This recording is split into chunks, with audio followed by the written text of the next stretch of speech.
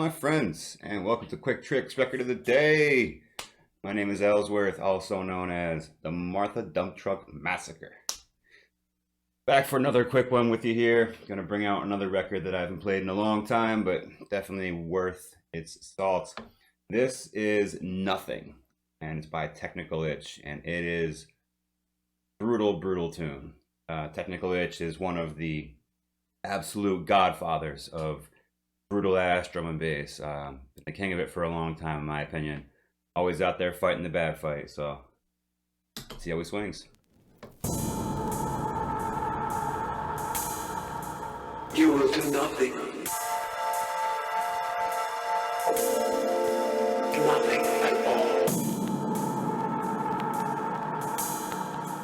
You will do nothing.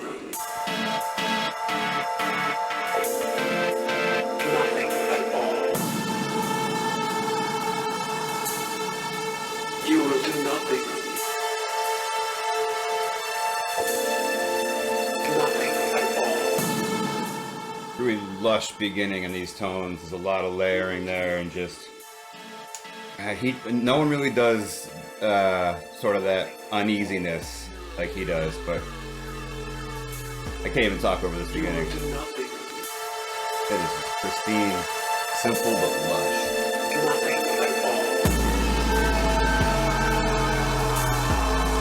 You will do nothing.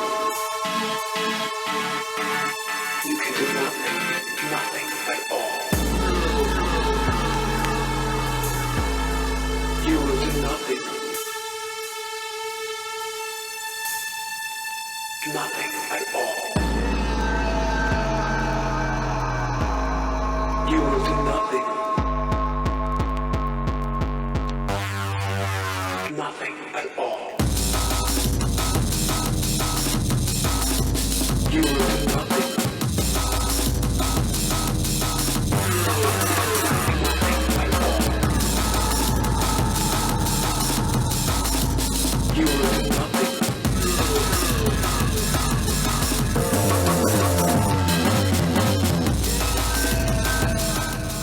Yeah, man, nobody really has the style of dark, brutal amens that Tech Itch has. It's really one of a kind, man. People have emulated it, of course, but I really looked at some of his work like this and Bring the Ruckus, stuff like that is just iconic.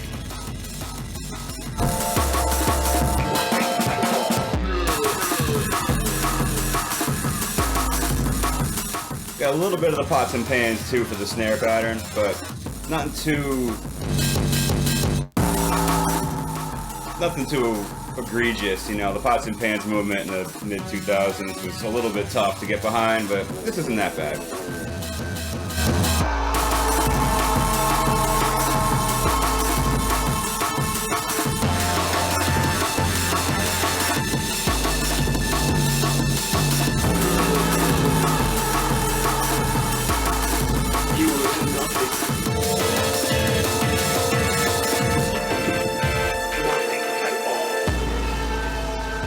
Break here.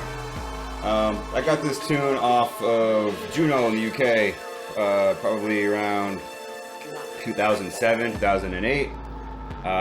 Played it a bunch for a bit there. I remember playing it on Nondescript's radio show, The Rush. Nothing at all.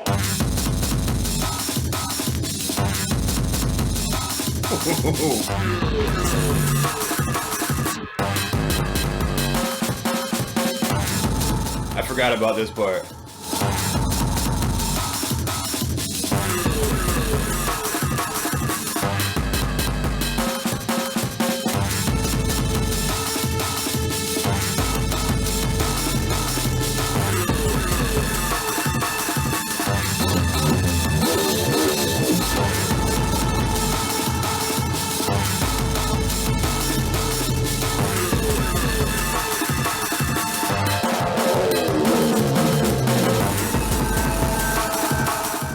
Just relentless, man. It really is some of his it's some of his best work, I think, as far as the choppage and the quick edits go.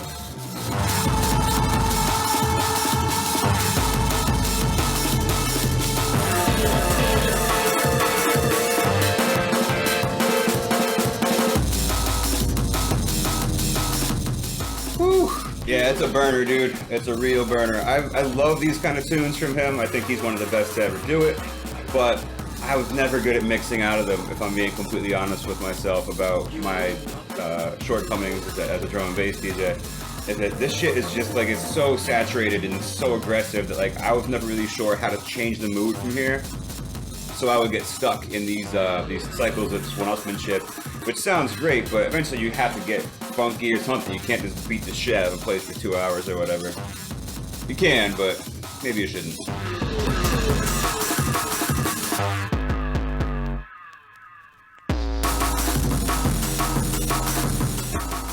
Hell of a tune, man. Hell of a tune. So, a little information on it here as it goes on crushing in the background.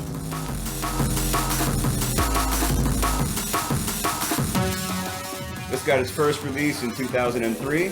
Came out on Freak Recordings, which is Dylan's label, and had the B-side called Rough, Rugged, and Raw, which is a tune by Armani Rain and Mason.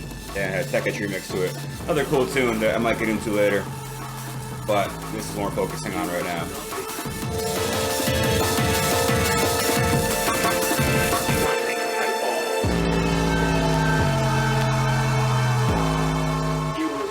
Goes back out into that synth work. The bass line's kind of just crunching around the breakdown areas. Should have looked up where that sample came from. This does come from that time in drum and bass where a lot of songs, and I mean a lot, had movie samples. Nothing at all. Not to say it wasn't happening before. There was actually a conversation recently on one of the drum and bass forums on Facebook about just that. Which movie do you think is sampled the most? And most people said what I would have said, which is Blade Runner. But around this time, you started to hear a lot of samples from The Matrix, especially that red pill, blue pill speech for pretty obvious reasons in the rave culture. You'd hear Ryan Reynolds' speech from Blade 3 about Dracula cutting a path across the world, and there's a lot of them that you hear in a lot of different records. But this is the only time I ever heard that sample, so I'm gonna look it up and I'll chuck it in the video somewhere. It'll scroll down the feed or whatever.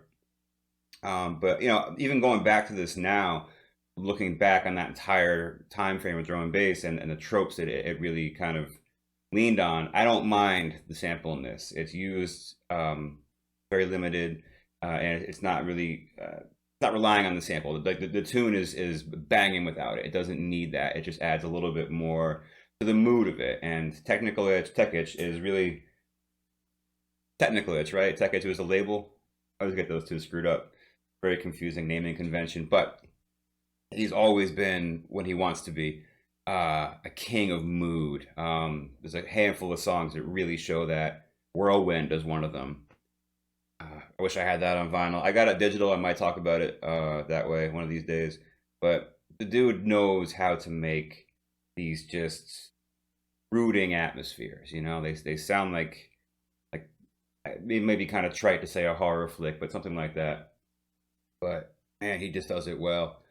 Dark, aggressive, and pristine. I mean, it's easy to do dark, aggressive shit and have it be kind of muddy, but to have it be polished to a nice sheen is something that I think I personally at least have a strong affinity for because of the metal scene. I think people look at heavy metal as a pile of just this noise, but when you get to know what it really is, you can see how some of the bigger artists really are putting out stuff that's just difficult to master, difficult to track, difficult to really layer together, and it's a work of art. It really is a clean maelstrom, and that's tip of the hat right there. So that will do it for today. I hope you guys like this one. I'm happy I found this. You know, I wasn't sure what to talk about today, but great tune from the one man Technical Itch. I think his real name is Mark, but I'm not going to name drop him because I've not really met him. Kind of did name drop him. Whatever. Hope you guys enjoyed it. I'll talk to you soon. Peace.